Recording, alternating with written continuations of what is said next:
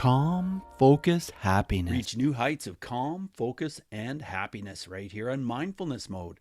Mindful Tribe, the vegan movement is huge, and you might be a person who is vegan. Maybe you're just starting into it. Maybe you've been doing it for quite a while. Well, we're here with a person who has been really advising people on this topic for quite some time, helping people lose weight, helping people just be the best person they can be while being vegan. So we're going to talk all about this with Scott Burgett today. Scott Burgett today. I was like, yes. Burgett. We're going to talk. Okay, let me try this again. We're going to talk all about this today with Scott Burgett, the founder of Evolution Vegan Academy. Hey, Scott, are you in mindfulness mode today? Heck yeah, I am. Thanks for having me on, Bruce. Oh, it's my honor. I'm really excited to talk to you all about this. I'm going to share a little bit more about you. I mentioned you're the founder of Evolution Vegan Academy, which is an online coaching program that helps vegans lose up to 20 pounds in 4 months. So that's pretty quick. We'll be able to talk all about that. He's got a system called the M3 Lifestyle System, and he's a CSCS, we can talk about what that is, and Precision Nutrition Level 1 certified coach, and he's trained both professional and collegiate athletes, and he lives in Austin. So let's talk all about this, Scott, but before we get right into the details, what does mindfulness mean to you? Absolutely. Thanks for asking, Bruce.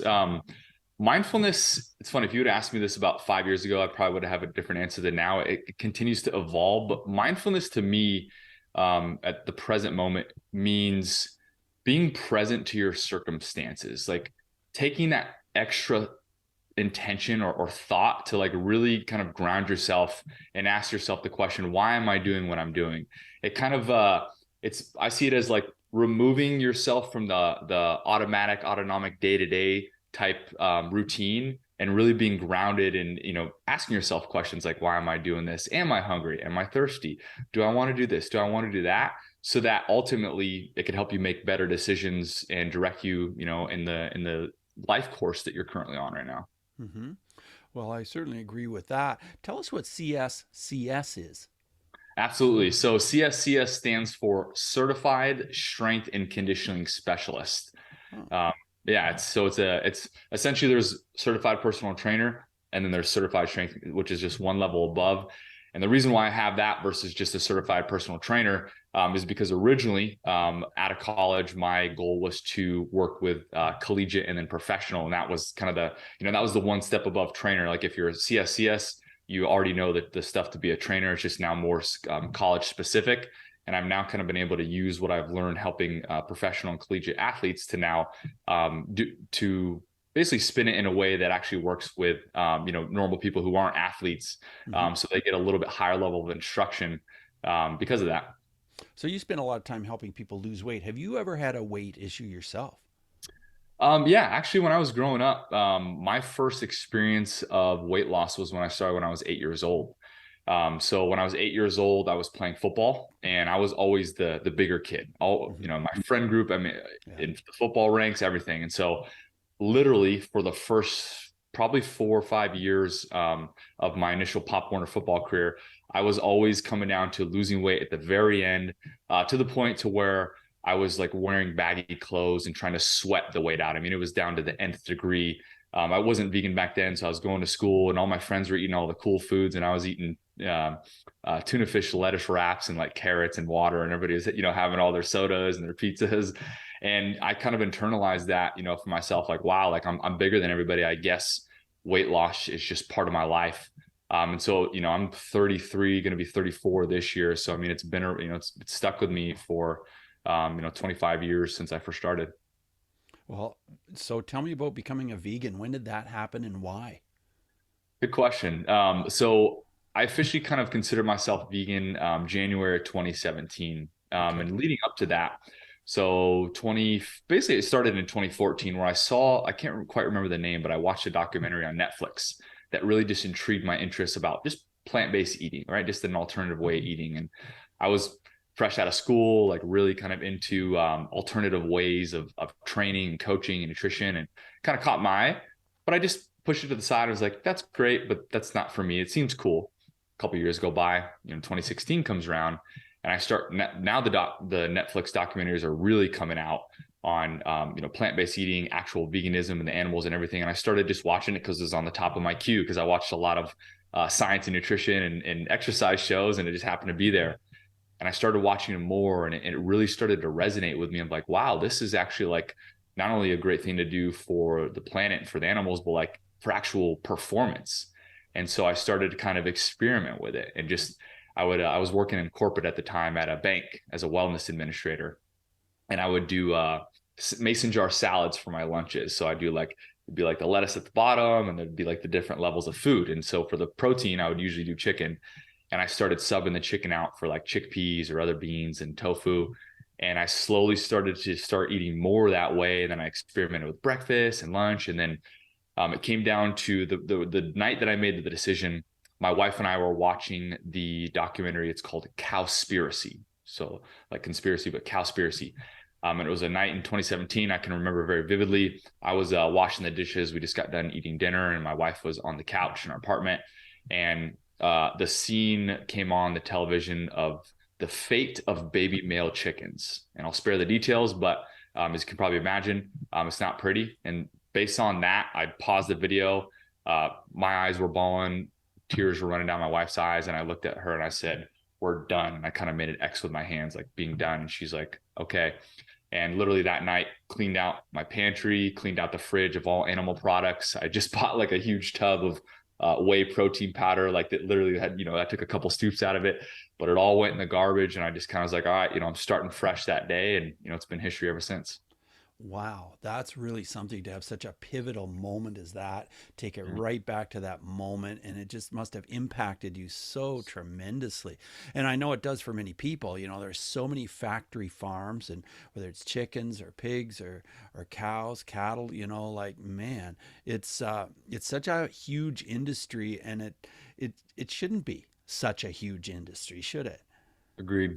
100% agreed. Yeah. I mean, it's almost like, it's gotten to the point it's like too big to fail type of mentality. But now that the vegan and the plant-based movement is becoming more normalized, there's actually being some major shifts, in the industry. And even like, the people who are doing those types of like animal agriculture, they're starting to rethink their own practices. So it's happening slowly, but it's happening. And, even like the same thing I tell my clients, all progress is good progress. And that's kind of where I see the direction going right now. So when you first went vegan, did you have trouble getting enough protein? Did you start to feel a little bit like maybe loss of energy, or not as much get up and go? I felt a little flat. It's kind of like the word that comes to mind when you ask that. And that's because I didn't understand protein at the very beginning. So without going too deep into it, there's what people think are vegan proteins, and there's what actually is vegan proteins. I explain a lot of this, my social media and my content. And we're taught when we go vegan that, beans are a good source of protein, and quinoa and rice. And while, even sometimes spinach, which still kind of blows my mind, because, spinach, you can eat a whole bag and it's like 20 calories, right? Yeah. And while those foods do have protein in them, they're not actually primary proteins, right? That's the secondary macronutrient in them when they're primary carbs. And so at the very beginning, I got really flat, and I actually lost a bunch of weight. And I remember my dad commenting one time I went back home to visit. He's like, you got all skinny. Like, what are you doing this vegan thing for? And I was like, what? And, I didn't like, but I kind of started looking, I'm like, man, I do kind of look just like, just flat.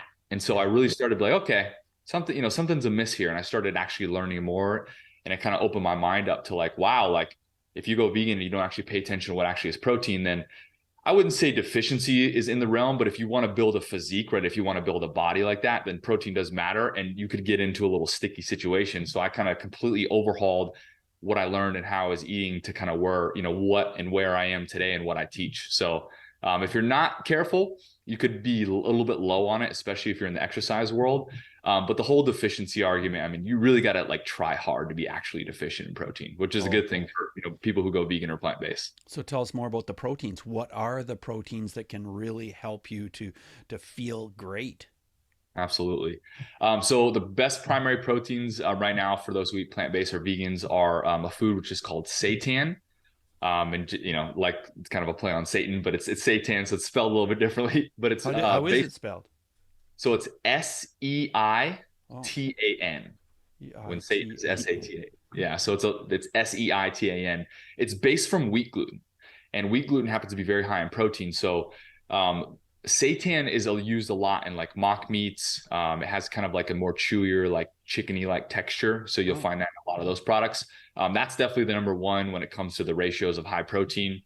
Tempeh, which are fermented soybeans, that's a really good one. Tofu is another good option. Protein powder is another good option. And then just some mock meat. So there's a lot of vegan or plant-based mock meats now. And to be honest, a lot of them are garbage. They're really just a lot of high fat products, but there are some good ones.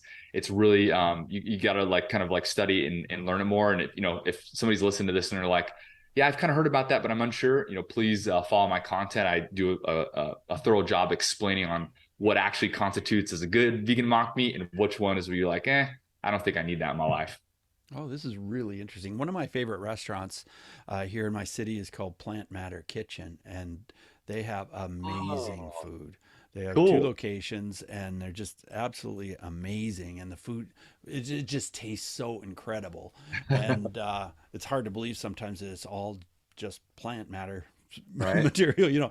And we went there for New Year's Eve, and it was so good, but I was so full afterwards. Oh my gosh. Probably all that fiber. I guess. I didn't feel like I gorged on anything, but afterwards I was like, oh, I was really full. But they did all these small courses. So it was like 9 courses or something. And so, but That anyway, sounds it was epic. fantastic. But I'd love to hear more about this. So tempeh, is that how you said it? Fermented soybeans? Yeah, usually it's pronounced tempeh. Tempeh.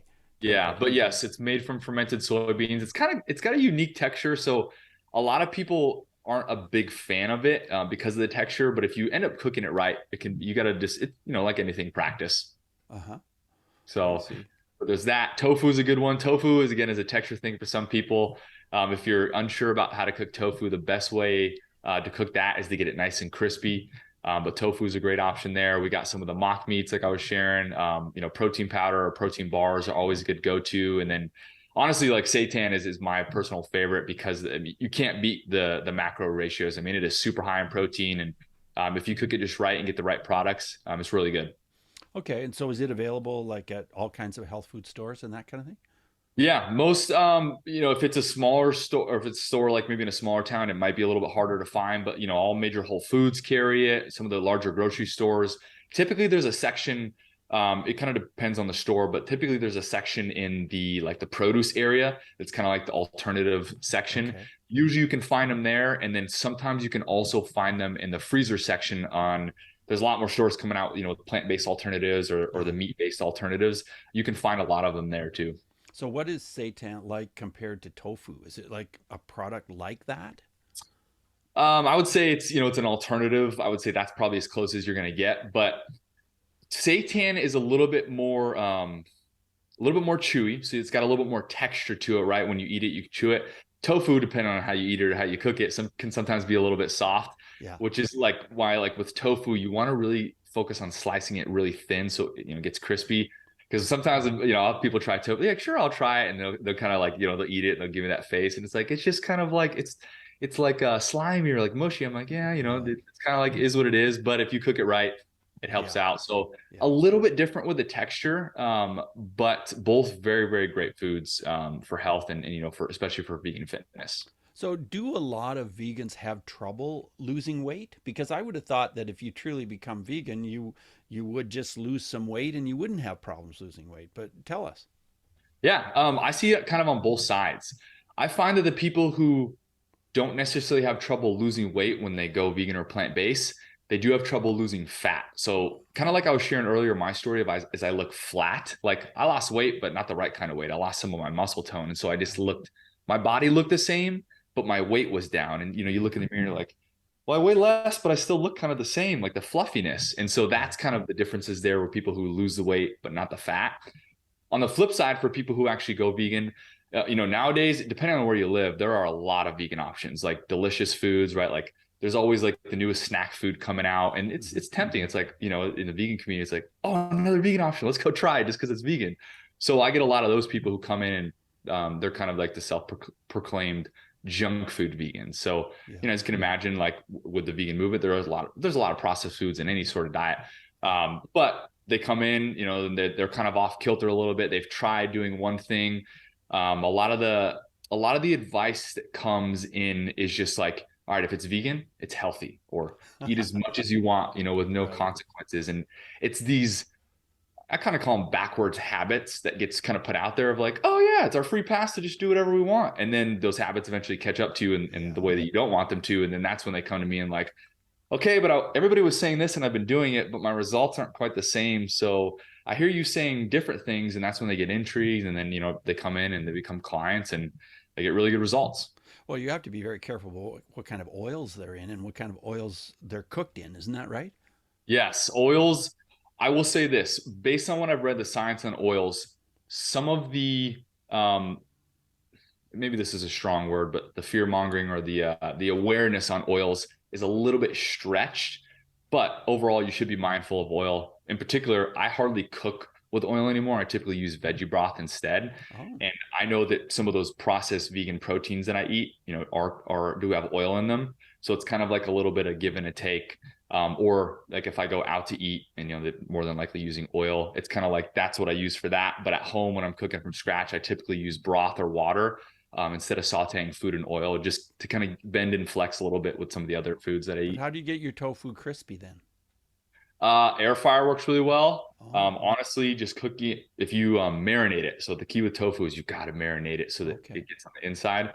But if you cut it flat and you marinate it and you just put it in the oven or the air fryer, it will get crispy as is. If you do want a little bit of oil, it definitely will help, but you can do it or you can even saute it on a pan too. And as long as you do it enough time each side, you'll get that nice crisp on the outside. Okay. So it sounds like you do quite a bit of cooking. Do you, Scott? I do. I really enjoy it. Actually, before coaching, I started out as a food blogger because I wanted to, help the vegan movement, and people were messaging me like, wow, your food looks really good. So I was like, all right. And I wrote health articles on it. And that was kind of like my first phase. The blog is still active. It's called plantbasedscotty.com. There's some articles and recipes on there that people might enjoy. I don't actively post on it because I do more of the coaching now, but it is still out there. And so I learned a lot from that, which I'm really grateful for, because if you're gonna be a food blogger, you have to put out good content. So you just kind of learn naturally how to cook, and that's really helped me. So Scott, can you tell us a typical story or maybe even a specific story about somebody that came to you and they were having some issues, you worked with them and you helped them to get on a better side of being vegan? Absolutely. The story that comes to mind, there's a lot of them, but the one story that comes to mind, one of our clients, she's one of my first clients. Her name was Tori. Her name is Tori. And the cool thing about it is I still follow her today on social media, and she's still implementing a lot of the principles that we taught her. She's really healthy. She's kind of taken her own results, and her Instagram page has kind of become like a yoga inspiration page because she got so inspired after her transformation. So she came to me, and I'll never forget this because it resonated with me so much and how I felt when I was younger. She was working for a bank at the time and just did a lot of sitting at her job. And we were on the phone, and she was like, Coach Scotty, like, I just feel like a lumpy couch potato. And it's a very big visual. And I was like, wow, that's powerful. That was one of the first times somebody actually described it that powerful to me. And I was like, I instantly know what you mean. And she was, she thought she was about 20 pounds overweight. So she wanted to lose around to 20 pounds. In my first phase program, she was down about 15. And she was like, I love this. I want to keep going. So we enrolled her in my second phase program. And she went from feeling like that lumpy couch potato and really confused about how much should I eat, what should I eat, and also like who should I be hanging around with, to end up losing 33 pounds. She lost over 20 inches and upwards of double-digit body fat percentage. And now she's becoming an inspiration in the yoga community. I still continue to see her work out all the time, eating in the way that we've taught her. And when we talked to her at the end of the program, I'd like to talk to my students, reflect on their journey and the results. And she's like, you know what? I feel more free now. Like, I just feel like I'm able to express and do the things I've always wanted to do because I'm confident in that now. Like I started with my body, she lost the weight. She started seeing her appearance and becoming confident in that. And then that started to lead to confidence into the other areas of her life, to kind of put herself out there, so to speak. And it's a very impactful story I like to tell a lot of our students, because like if you really commit, I mean, you could completely change your life for the better. Well, let's talk about sugars. Some of the great restaurants I go to are vegan and they're great. And then you get to dessert and it's like, holy crow, they like pull out all the stops. And I've been pretty much sugar free for about 5 years. And I think that's a great way to lose weight and be healthy, is to be sugar free. What are your thoughts on sugar? So sugar is, you got to be careful with sugar. Sugar hasn't necessarily been proven in the science to be addicting, but it has a lot of addictive qualities to it. Let's be honest, right? Like anybody can agree, if you open a bag of candy or cookie, whatever your kind of devil's advocate, right? And you open and you keep eating it and eating it and eating it, and you're like, oh yeah, just because I like them. Well, there's probably a little bit more going on in there. So I do want to like at least point that out. I'm a big proponent of making it work for your lifestyle. So while I don't necessarily believe everybody needs to avoid sugar, we do need to manage it. So the way I teach is about managing the things that you do. So if you're somebody who likes to go out to eat, right? That's great. And we can include that in your plan, but we got to manage and give and take what we're doing. Like if you're always getting, the protein and then the fries and then all the, the starchy stuff and dessert, it's like, whoa, we got to take a look at what we're doing. Maybe we can do a lighter meal and maybe a heavier dessert, or maybe we do a heavier meal and no dessert. And so when it comes down to that, as long as you're in control of your decision making, speaking of mindfulness, right? Being mindful and intentional of your decisions, then I'm all for making it work for your lifestyle. Like for me, I'm a dessert guy. So I find a way to make it work to where you bet your butt my other meals are going to be on point, so that I can kind of like allow myself that freedom of enjoying it, so that I feel like I can have it all. And that's kind of the mentality that I take and approach for my students, is believing that they can have it all, through different mindfulness techniques, and then using and reinforcing actual like action to back what they believe up. Because you can believe something, but if you don't take the actions that align with that, you're always going to have a conflicting belief. But if you believe it and then take actions that align, you continue to reinforcing that belief, just like, building a habit. And then eventually over a long enough time, you're like, this is just who I am. And doing that, when it comes down to lifestyles, is really important to me and, for the students that I teach. Yeah, that makes sense. Yeah. So tell me about moving. What do you do in your life to move? My favorite activity is walking. My very favorite thing to do, because when I can walk, I can kind of like, it's almost like a flush of information or, emotions if I need to get things out. I love to listen to audiobooks. I use Audible, and I got a ton of books on here that I listen to, or different podcasts, or, different trainings that if I'm in a program working with. I love walking. So that's my absolute favorite movement. Plus, the health benefits are, almost as good. Like walking's free. And I believe the science, there's a recent article that came out that as long as you're hitting that 7K step mark, you're actually creating benefit for longevity. So we teach our students, all right, we're going to go for a minimum of 7K. Because it used to be like 10K steps, which, if you can get to that much, great. But as long as you're hitting that minimum 7, then that's always a healthy habit you can do. So I like doing that. I live in Austin. There's a river, lake right down the road. I go walking with my friends and we catch up and talk. So it's just like, it's a fun way to connect and to learn. So that's probably like my all-time favorite. And then on top of that, I'm a big gym guy, grew up playing sports. So I've always been in the gym, and I really love getting in there. And my personal favorite lift is a deadlift. A traditional deadlift, and I just love pushing the limit, getting stronger, and really seeing what I can do as an opportunity for me to grow within myself, and also show other people like, hey, if you put in the work, if you're consistent, and if you put a lot of positive energy into it, good things can happen. Well, you've certainly got positive energy. I'm feeling it today. It's Thanks. really awesome what you're doing and how you're sharing it with the world. That's really fantastic. So I imagine you probably have not only coaching clients that you work with individually, do you also work with people in groups? Do you have some sort of a group program? Great question. So my program is kind of considered, it's one-on-one support in a community, or another word, group. So my program is exclusively online, and we have coaches. I have a whole team that works with me, and we work with the clients individually one-on-one, and then we do group community things within that. So that's what we offer basically right now, is every client that comes in, they get paired with a coach. The coach guides them through the program, holding them accountable. And then we do group activities where everybody gets to come together we're working with people all over the world. So people are, speaking of people meeting and community, that client, Tori, who I just mentioned, during the time she was here, she got really close with 3 other ladies that were in my program. And actually, I think it was fall of 2022.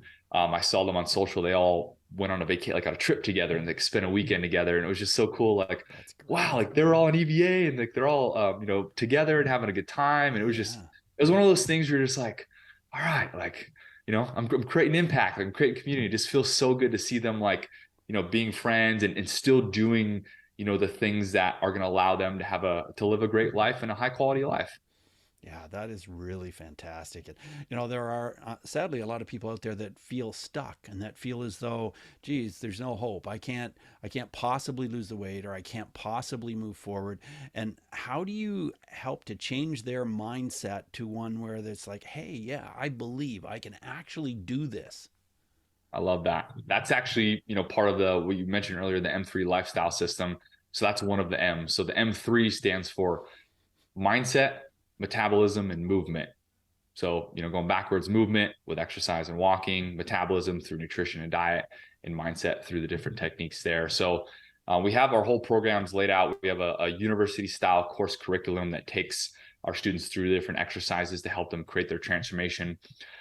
But to kind of help summarize it in a more succinct way is everybody can lose the weight and create the body that they want. There is, unless you're physically incapable, like there's, you have a condition that doesn't allow you to, it's possible for everybody. And what I like to say is people, man, maybe I'm just meant to be this way. Look, it's not your fault. You were just taught the wrong strategy. If you learn the right strategy, you'll get better results. And so it's that alone. It's like, it is not your fault. There is zero guilt here, right? We're judgment free, just come in with an open mind and we will help you. So that's kind of the first foundation, is that you can do this. You just need to learn the right strategy. So it kind of opens the door of like, oh, like the intrigue, right?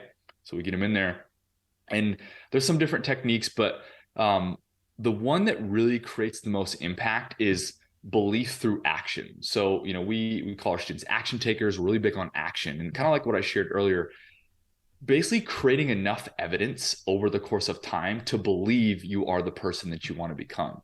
And typically what I find with people who struggle or like who don't believe is that they might have like a good week and then a bad week, or a good month and then a bad 3 months. And they're just caught in that cycle of up and down, up and down, up and down. And they just don't allow enough time for that belief to build. And that's how weight loss is. It's up and down. But as long as you keep going and don't stop, like whoever keeps going and doesn't give up always wins. Sure, for some people it might take 2 years, some might take 2 months.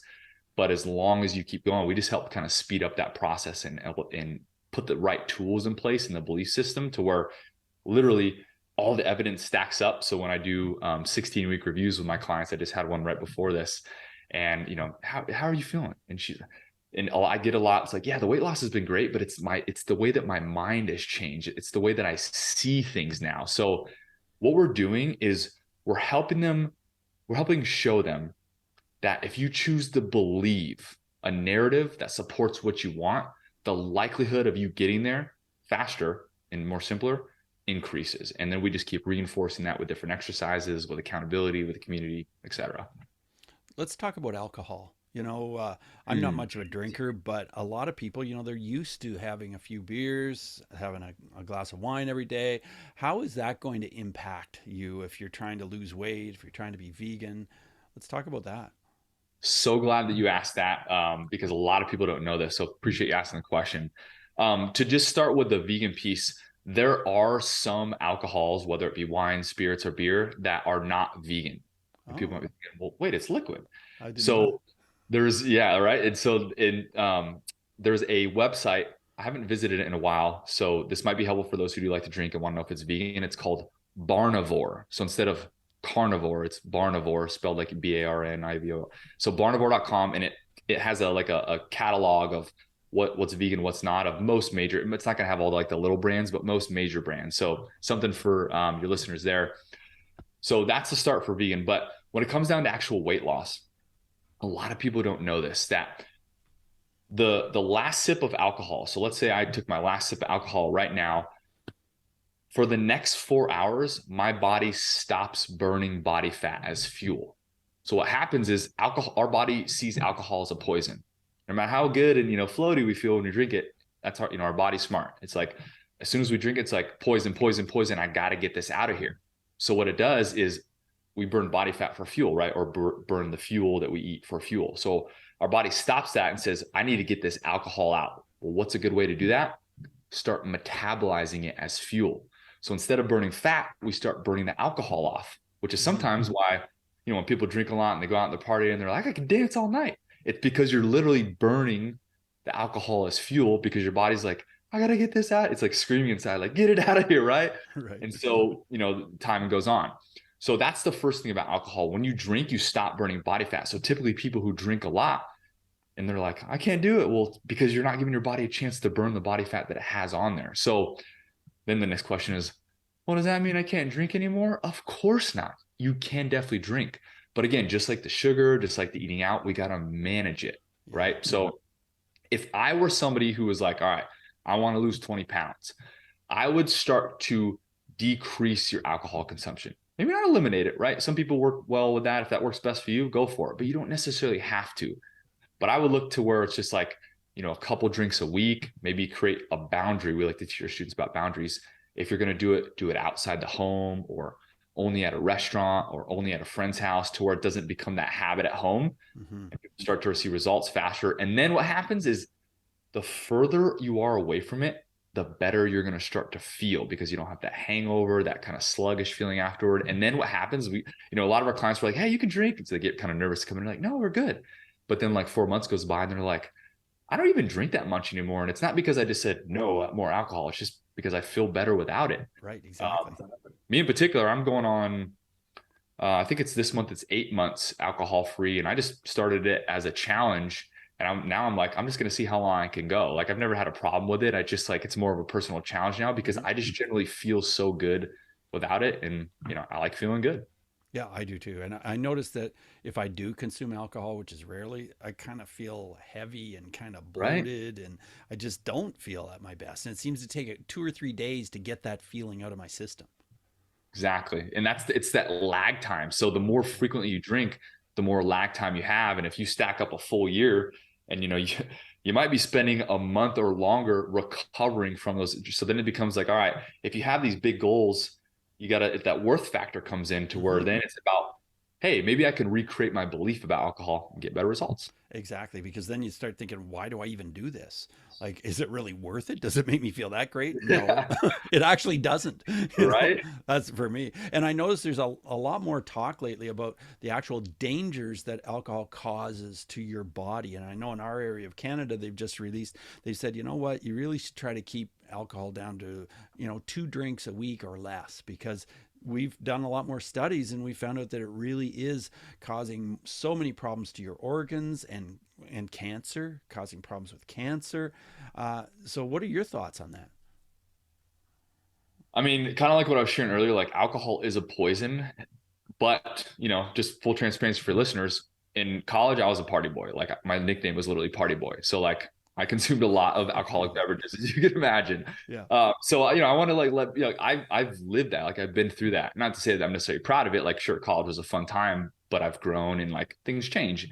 And you said it too. Like, it's like the worth factor. Yeah. Like, for me, feeling good. Like, it's funny. Like, as you grow, you just kind of evolve your beliefs. Like, now I want to look good, but I want to feel good consistently, because when I feel good consistently, for me, I want to impact more people. Like, seeing, my clients get together for a vacation, like, that's what fulfills me. Like, yeah, is it fun to have some drinks and kick back and party and do stuff? Yeah, of course it is. But the other stuff is more like feeling good consistently, being able to, my wife and I, we just had our first son, like being present for him, being present for family. Thank you. Like, and it's just, as you get older, maybe some of your listeners can resonate this. As you get older, like, you just, priorities change, and like, you have to make that decision, like, what's more important to you. And for me, I want to get the most that, like, opportunities come and they go, and they could be swept away from you at any second. And I never want to look back and be like, man, I had the opportunity, but I couldn't get over my own fears or insecurities or beliefs or whatever, and I ruined it. I never want to look back. So that's also a driving force of like, while I got it, I want to just blast off like a rocket ship, impact as many people I can, feel good, because the better I feel, the more people I can help. I love your outlook. Yeah, that's awesome. Yeah, as we move forward in the interview, I want to ask you 5 quick answer questions. So just 30-second answers are perfect. The first one is this: who is one person who has been a powerful mindfulness influence in your life? Mm. Um, my mentor, his name is Michael Chu. He is my business mentor. He has helped me see things differently. He's helped show me what it truly means to be a successful entrepreneur, as well as an amazing father, as well as amazing human, like everything together. Awesome. How has mindfulness affected your emotions, or affected how you perceive your emotions? Mindfulness has helped me become more in control of my emotions, because I'm more aware and intentional about the decisions that I make. So instead of running on autopilot most of the time, I run on intentional pilot, making up words here, most of the time, and it just helps me make better decisions. Awesome. Well, let's talk about breathing. Is breathing part of your mindfulness, or how does this affect your life?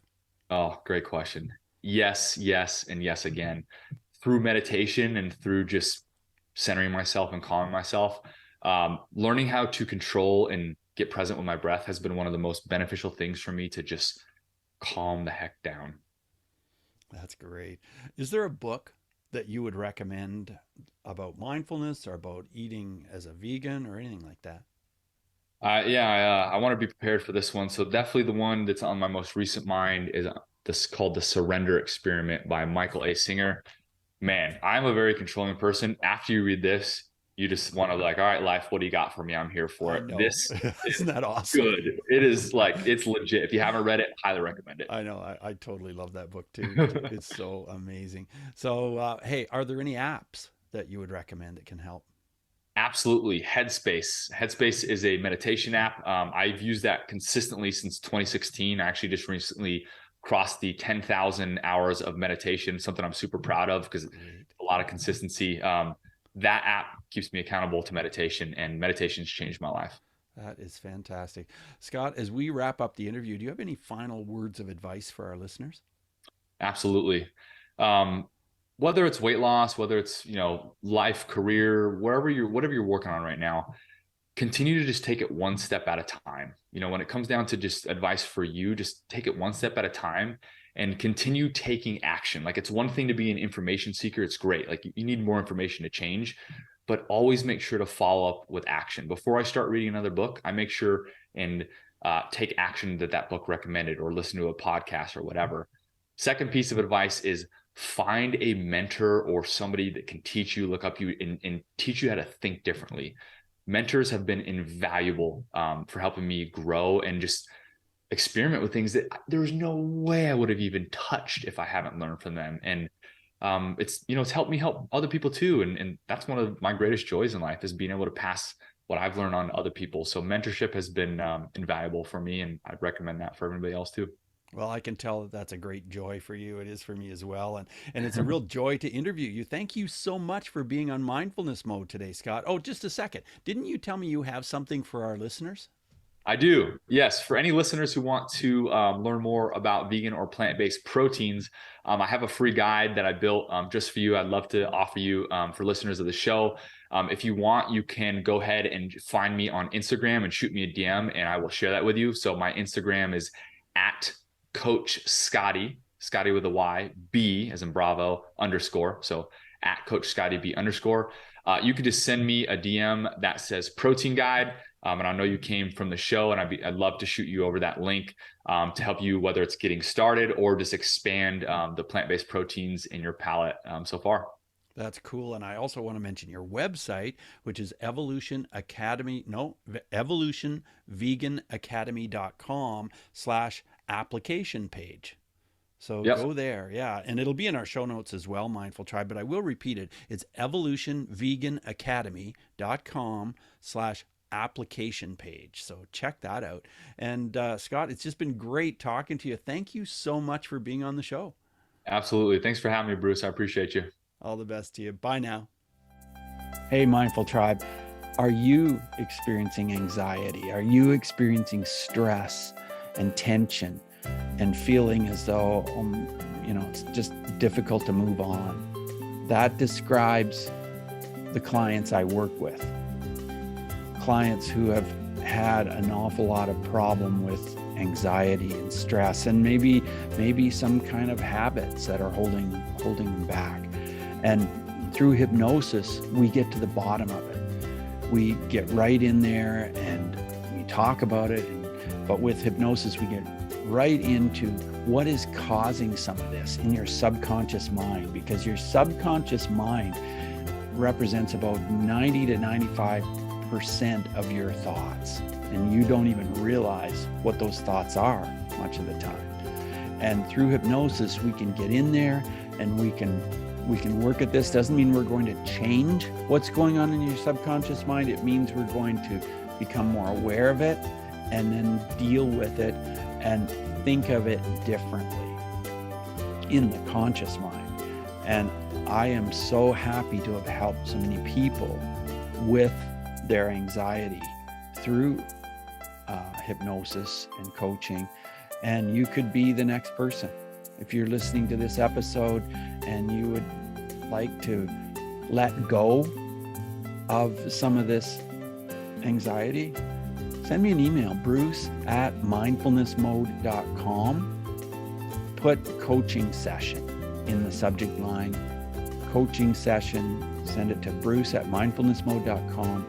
And I would love to have you on a Zoom call for a free session where we can talk about what's going on and what's happening and how can I help you. Because that's one thing I truly know about myself, is that I really love helping other people, and I would love to help you. So thanks for listening. Take what we've learned today to reach new heights of calm, focus, and happiness. Stay in the mode.